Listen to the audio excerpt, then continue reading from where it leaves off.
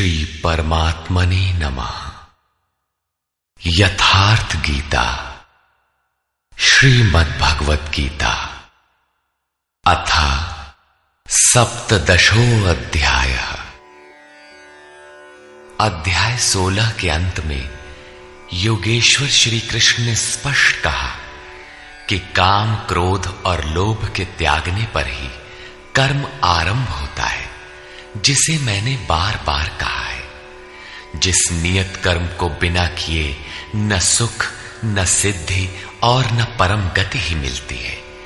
इसलिए अब तुम्हारे लिए कर्तव्य और अकर्तव्य की व्यवस्था में कि क्या करूं क्या न करूं, इसके संबंध में शास्त्र ही प्रमाण है, कोई अन्य शास्त्र नहीं, बल्कि इति गुह्यतमं शास्त्रमिदम्। गीता स्वयं शास्त्र है। अन्य शास्त्र भी हैं, किंतु यहां इसी गीता शास्त्र पर दृष्टि रखें, दूसरा न ढूंढने लगे। दूसरी जगह ढूंढेंगे तो ये क्रमबद्धता नहीं मिलेगी, अतः भटक जाएंगे। इस पर अर्जुन ने प्रश्न किया। अर्जुन उवाच।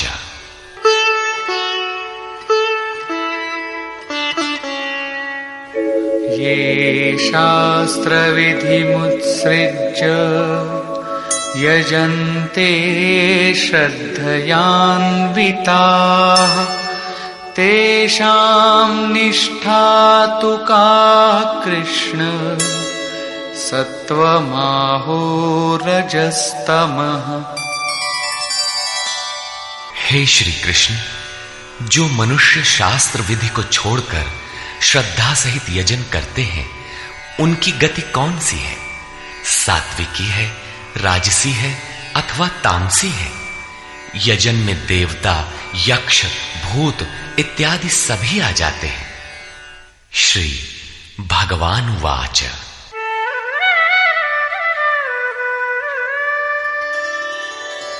त्रिविधा भवति श्रद्धा देहिनां सा स्वभावजा सात्विकी राजसी चैव तामसी चेति तां शृणु।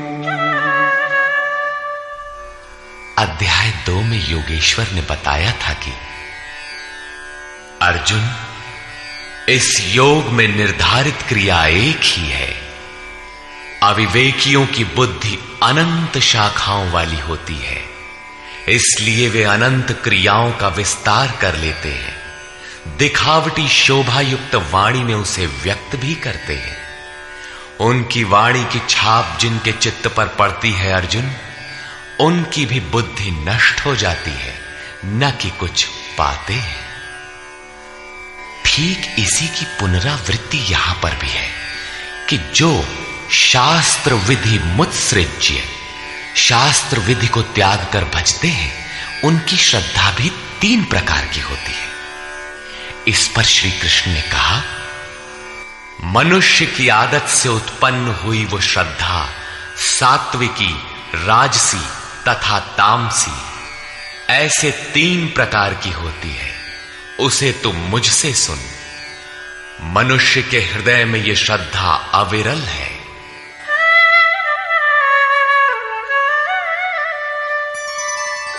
सत्वानुरूपा सर्वस्य श्रद्धा भवति भारत श्रद्धामयोऽयं पुरुषो यो यच्छ्रद्धः स एव सः।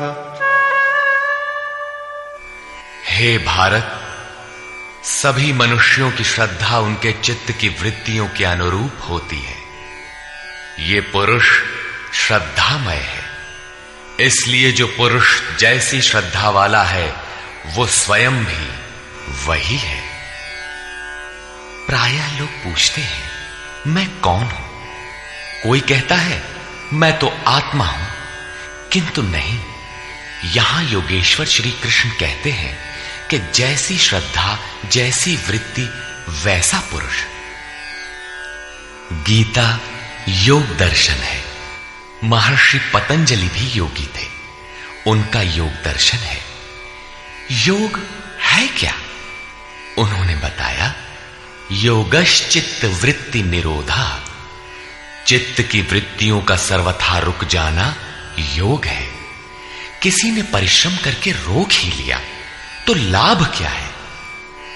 तदा दृष्टुः स्वरूपे वस्थानम, उस समय ये दृष्टा जीवात्मा अपने ही शाश्वत स्वरूप में स्थित हो जाता है। क्या स्थित होने से पूर्व ये मलिन था? पतंजलि कहते हैं, वृत्ति सारूप्य मित्रत्र, दूसरे समय में जैसा वृत्ति का रूप है वैसा ही वो दृष्टा है।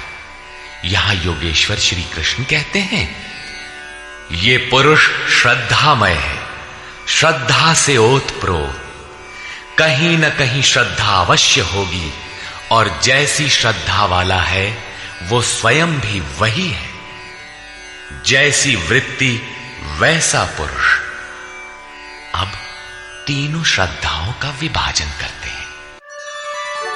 यजन्ते सात्विका देवान् यक्षरक्षांसि राजसाः प्रेतान् भूतगणांश्चान्ये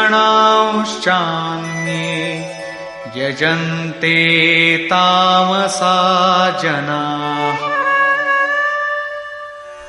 उनमें से सात्विक पुरुष देवताओं को पूजते हैं, राजसी पुरुष यक्ष और राक्षसों को पूजते हैं, तथा अन्य तामस पुरुष प्रेत और भूतों को पूजते हैं। वे पूजन में अथक परिश्रम भी करते हैं।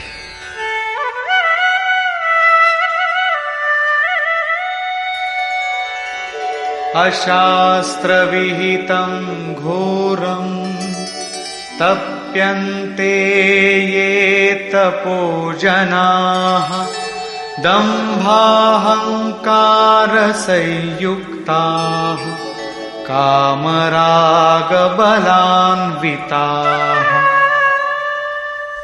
वे मनुष्य शास्त्र विधि से रहित घोर कल्पित अर्थात कल्पित क्रियाएं रचकर तप तपते हैं। दंभ और अहंकार से युक्त, कामना और आसक्ति के बल से बंधे हुए, कर्षयन्तः शरीरस्थं भूतग्राममचेतसः मां चैवान्तः शरीरस्थं तान् विद्यासुरनिश्चयान्। वे शरीर रूप में स्थित भूत समुदाय को और अंतःकरण में स्थित मुझ अंतर्यामी को भी कृश करने वाले हैं, अर्थात दुर्बल करने वाले हैं।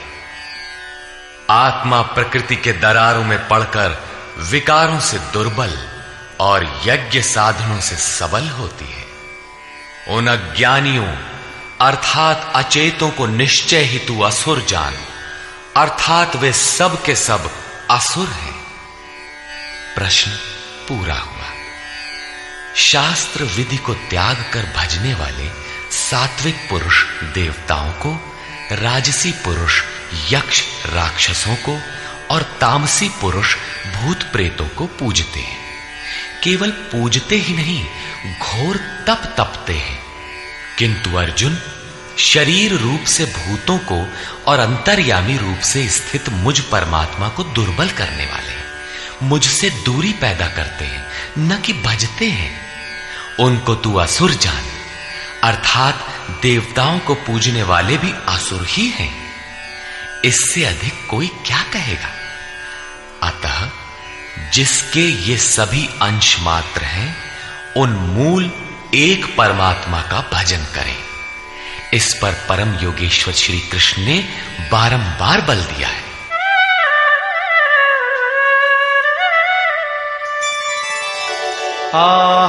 आहारस्त्वपि सर्वस्य त्रिविधो भवति प्रियः यज्ञस्तपस्तथा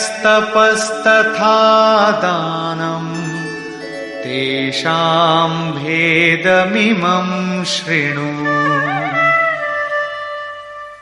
अर्जुन, जैसे श्रद्धा 3 प्रकार की होती है, वैसे ही सबको अपनी अपनी प्रकृति के अनुसार भोजन भी 3 प्रकार का प्रिय होता है, और वैसे ही यज्ञ, तप और दान भी 3-3 प्रकार के होते हैं।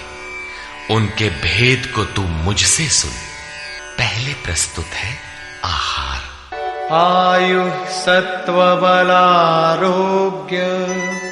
सुख प्रीति विवर्धनाः रस्या स्निग्धा स्थिरा हृद्या आहारा सात्विक प्रिया।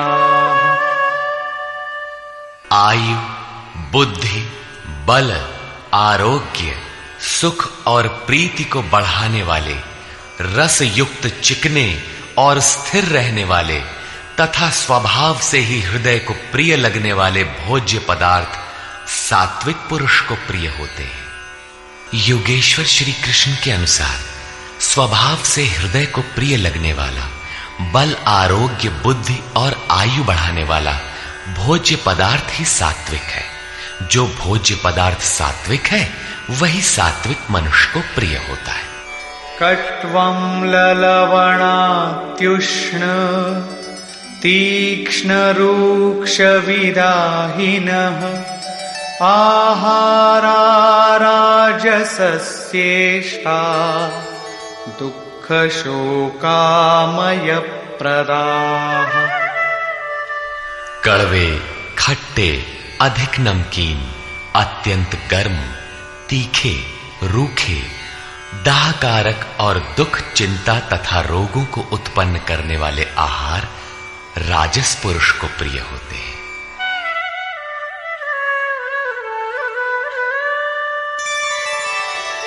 यातयामं गतरसं पूतिपर्युषितं च यत् उच्छिष्टमपि चामेध्यं भोजनं तामसप्रियम्। जो भोजन 1 प्रहर अर्थात 3 घंटे से अधिक पहले का बना हुआ है, गत रसम, रस रहित, दुर्गंध युक्त, बासी, उच्छिष्ट अर्थात जूठा और अपवित्र भी है, वो तामस पुरुष को प्रिय होता है। प्रश्न पूरा हुआ। अब प्रस्तुत है यज्ञ।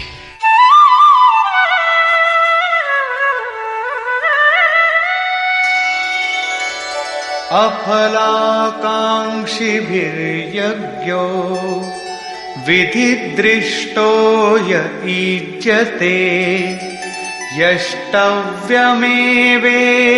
मनः समाधाय स सात्विकः। जो यज्ञ विधि दृष्ट शास्त्र विधि से निर्धारित किया गया है, जैसा पीछे अध्याय 3 में यज्ञ का नाम लिया, अध्याय 4 में यज्ञ का स्वरूप बताया कि बहुत से योगी प्राण को अपान में, अपान को प्राण में हवन करते हैं। प्राण अपान की गति निरोध कर प्राणों की गति स्थिर कर लेते हैं, संयमाग्नि में हवन करते हैं। इस प्रकार यज्ञ के 14 सोपान बताए, जो सब के सब ब्रह्म तक की दूरी तय करा देने वाली एक ही क्रिया की ऊंची नीची अवस्थाएं हैं। संक्षेप में यज्ञ चिंतन विशेष की प्रक्रिया का चित्रण है, जिसका परिणाम सनातन ब्रह्म में प्रवेश है, जिसका विधान इस शास्त्र में किया गया है। उसी शास्त्र विधान पर पुनः बल देते हैं कि अर्जुन, शास्त्र विधि से नियत किए हुए जिसे करना ही कर्तव्य है तथा जो मन का निरोध करने वाला है, जो फल को न चाहने वाले पुरुषों द्वारा किया जाता है, वो यज्ञ सात्विक है।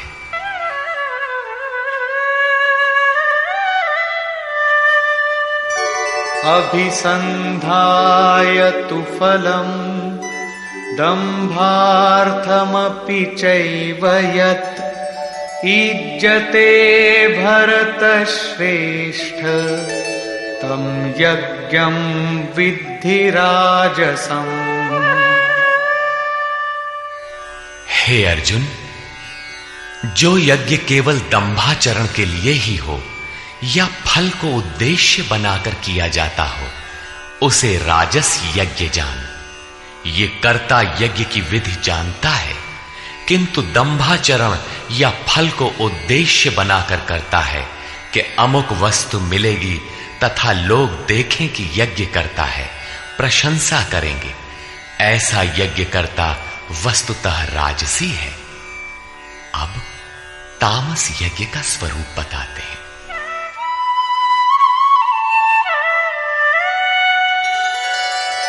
विधिहीनमसृष्टान्नं मन्त्रहीनमदक्षिणम् श्रद्धाविरहितं यज्ञं तामसं परिचक्षते।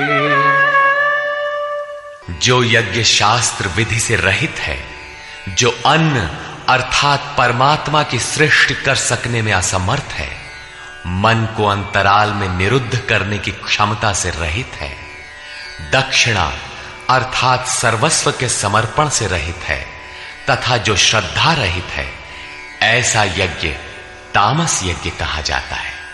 ऐसा पुरुष वास्तविक यज्ञ को जानता ही नहीं। अब प्रस्तुत है तप। देवद्विज गुरु प्राज्ञ पूजनं शौचमार्जवम् ब्रह्मचर्यमहिंसा च शारीरं तप उच्यते। परम देव परमात्मा द्वैत पर जय प्राप्त करने वाले द्विज सद्गुरु और ज्ञानी जनों का पूजन, पवित्रता, सरलता, ब्रह्मचर्य तथा अहिंसा शरीर संबंधी तप कहा जाता है। शरीर सदैव वासनाओं की ओर बहकता है, इसे अंतःकरण की उपर्युक्त वृत्तियों के अनुरूप तपाना शारीरिक तप है।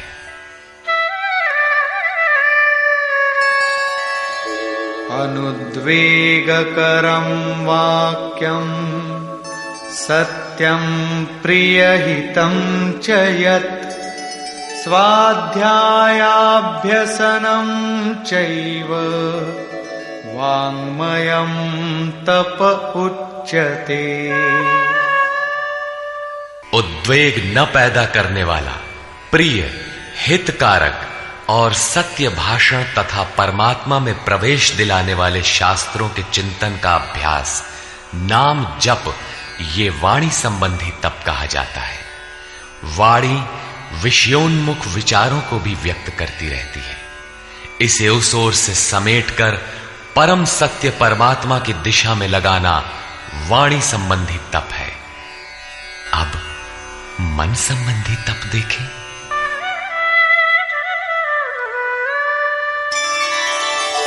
मनः प्रसादः सौम्यत्वम् मौनमात्मविनिग्रहः भावसंशुद्धिरित्येतत् तपो मानसमुच्यते।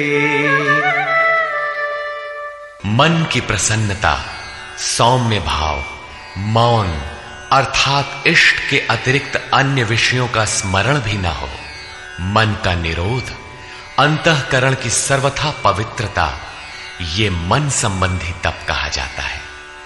उपर्युक्त तीनों अर्थात शरीर, वाणी और मन का तप मिलाकर एक सात्विक तप है।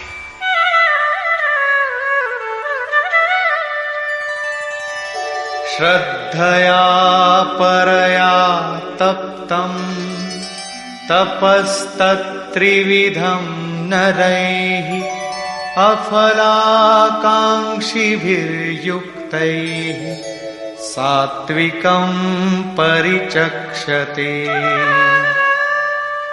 फल को न चाहते हुए अर्थात निष्काम कर्म से युक्त पुरुषों द्वारा परम श्रद्धा से किए हुए उपर्युक्त तीनों तपों को मिलाकर सात्विक तप कहते हैं। अब प्रस्तुत है राजस तप।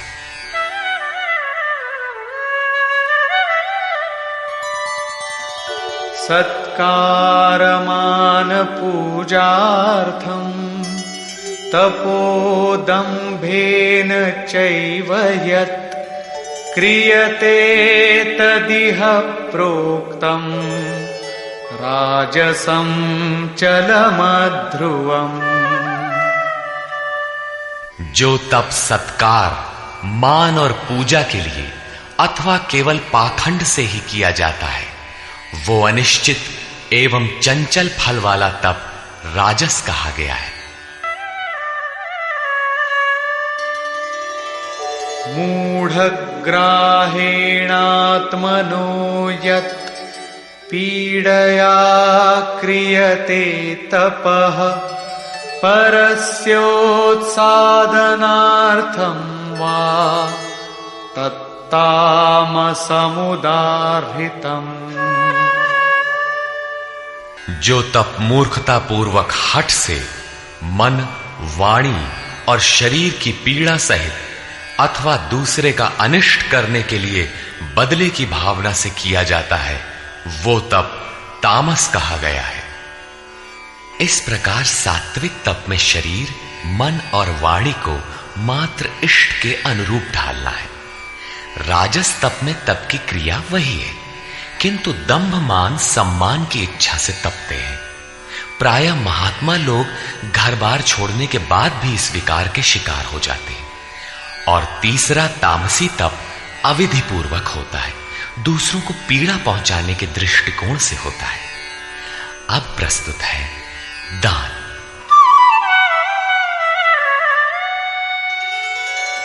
दातव्यमिति यद्दानं दीयतेनुपकारिणे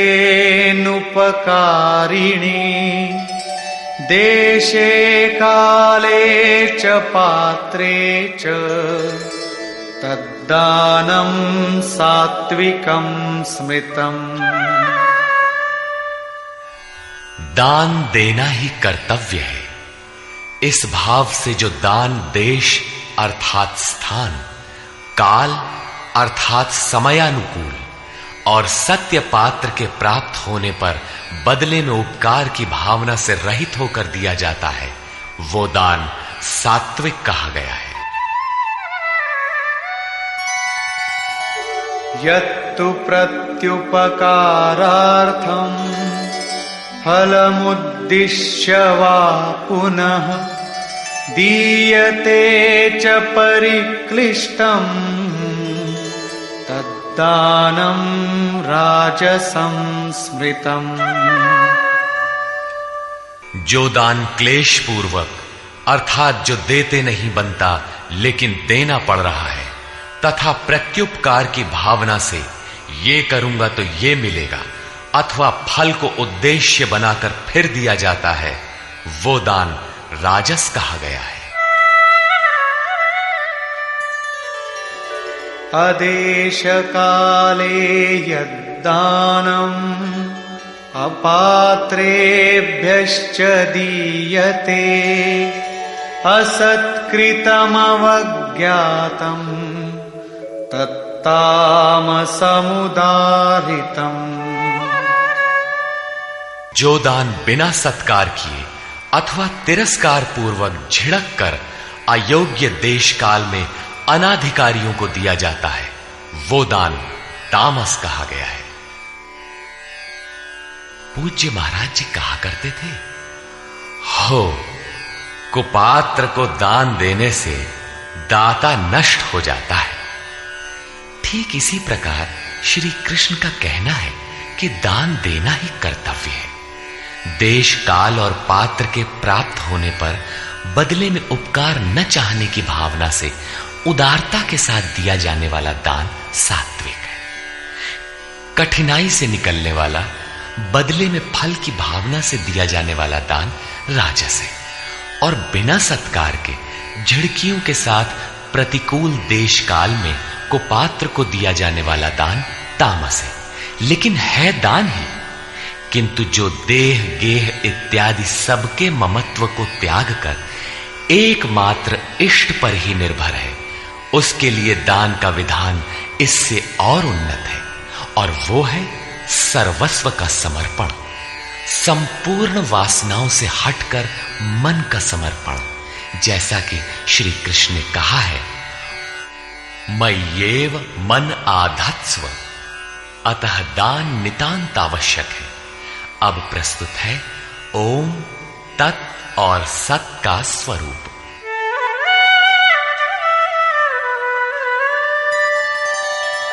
ॐ तत्सदिति निर्देशो ब्रह्मणः त्रिविधः स्मृतः ब्राह्मणास्तेन वेदाश्च यज्ञाश्च विहिताः पुरा। अर्जुन, ओम, तत् और सत ऐसा 3 प्रकार का नाम ब्रह्मणः निर्देशः स्मृतः, ब्रह्म का निर्देश करता है, स्मृति दिलाता है, संकेत करता है और ब्रह्म का परिचायक है। उसी से पुरा, पूर्व में अर्थात आरंभ में ब्राह्मण, वेद और यज्ञादि रचे गए हैं, अर्थात ब्राह्मण, यज्ञ और वेद ओम से पैदा होते हैं। ये योग जन्य है, जन्मना नहीं। ओम के सतत चिंतन से ही इनकी उत्पत्ति है और कोई तरीका नहीं है।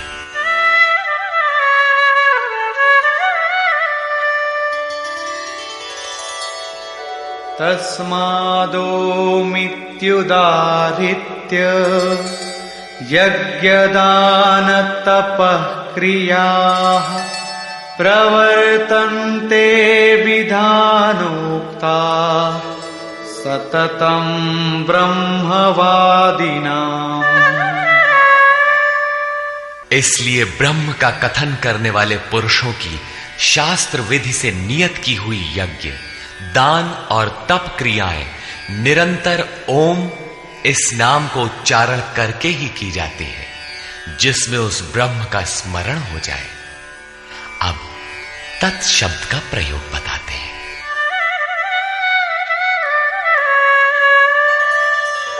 तदित्यनभिसन्धाय फलं यज्ञ तपः क्रियाः दान क्रियाश्च विविधाः क्रियन्ते मोक्षकांक्षिभिः। तत् अर्थात वो, अर्थात परमात्मा ही सर्वत्र है। इस भाव से फल को न चाहकर शास्त्र द्वारा निर्दिष्ट नाना प्रकार की यज्ञ, तप और दान की क्रियाएं परम कल्याण की इच्छा करने वाले पुरुषों द्वारा की जाती है। तत् शब्द परमात्मा के प्रति समर्पण सूचक है, अर्थात जब तो ओम का कीजिए, यज्ञ, दान और तप की क्रियाएं उस पर निर्भर होकर करें। अब सत के प्रयोग का स्थल बताते हैं।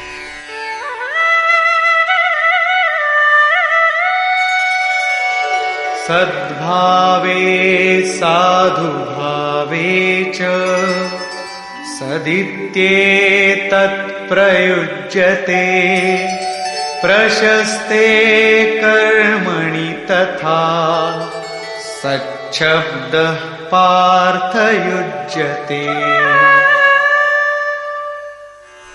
गीता के आरंभ में ही अर्जुन ने प्रश्न खड़ा किया था कि कुल धर्म ही शाश्वत है, सत्य है। तो श्री कृष्ण ने कहा, अर्जुन, तुझे यह अज्ञान कहां से उत्पन्न हुआ? सत वस्तु का तीनों कालों में कभी अभाव नहीं होता, उसे मिटाया नहीं जा सकता, और असत वस्तु का तीनों कालों में अस्तित्व नहीं है, उसे रोका नहीं जा सकता। वस्तुतः वो कौन सी वस्तु है जिसका तीनों कालों में अभाव नहीं है? और वो असत वस्तु है क्या जिसका अस्तित्व नहीं? तो बताया, ये आत्मा ही सत्य है और भूतादिकों के समस्त शरीर नाशवान है। आत्मा सनातन है, अव्यक्त है, शाश्वत और अमृत स्वरूप है। यही परम सत्य है। सत, ऐसे परमात्मा का ये नाम सद्भावे, सत्य के प्रति और साधु भाव में प्रयोग किया जाता है। और हे पार्थ, जब कर्म सांगो पांग भली प्रकार होने लगे, तब सत शब्द का प्रयोग किया जाता है। सत का अर्थ ये नहीं है कि ये वस्तुएं हमारी हैं। जब शरीर ही हमारा नहीं है, तो इसके उपभोग में आने वाली वस्तुएं हमारी कब है? ये सत नहीं है। सत का प्रयोग केवल एक दिशा में किया जाता है। सद्भाव में आत्मा ही परम सत्य है। इस सत्य के प्रति भाव हो, उसे साधने के लिए साधु भाव हो और उसकी प्राप्ति कराने वाला कर्म प्रशस्त ढंग से होने लगे, वहीं सत शब्द का प्रयोग किया जाता है। इसी पर योगेश्वर अग्रेतर कहते हैं,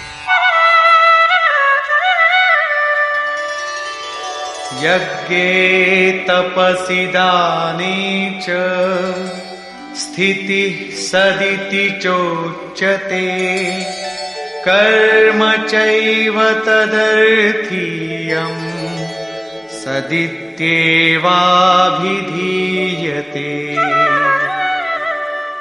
यज्ञ, तप और दान को करने में जो स्थिति मिलती है, वो भी सत्य है, ऐसा कहा जाता है। तदर्थीयम, उस परमात्मा की प्राप्ति के लिए किया हुआ कर्म ही सत्य है, ऐसा कहा जाता है। अर्थात उस परमात्मा की प्राप्ति वाला कर्म ही सत्य है। यज्ञ, दान, तप तो इस कर्म के पूरक है। अंत में निर्णय देते हुए कहते हैं कि इन सब के लिए श्रद्धा आवश्यक है।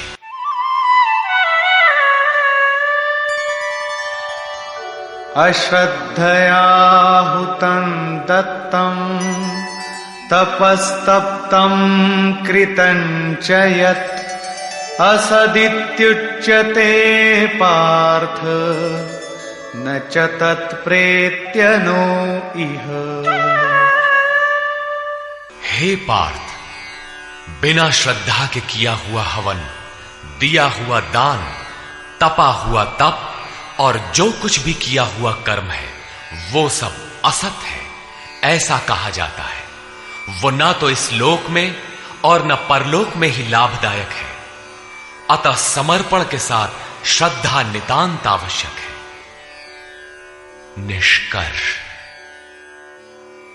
अध्याय के आरंभ में ही अर्जुन ने प्रश्न किया कि भगवान जो शास्त्र विधि को त्याग कर और श्रद्धा से युक्त होकर यजन करते हैं, अर्थात लोग भूत भवानी अन्यान्य पूजते ही रहते हैं, तो उनकी श्रद्धा कैसी है? सात्विकी है, राजसी है अथवा तामसी? इस पर योगेश्वर श्री कृष्ण ने कहा, अर्जुन, यह पुरुष श्रद्धा का स्वरूप अर्थात पुतला है। कहीं न कहीं उनकी श्रद्धा होगी ही।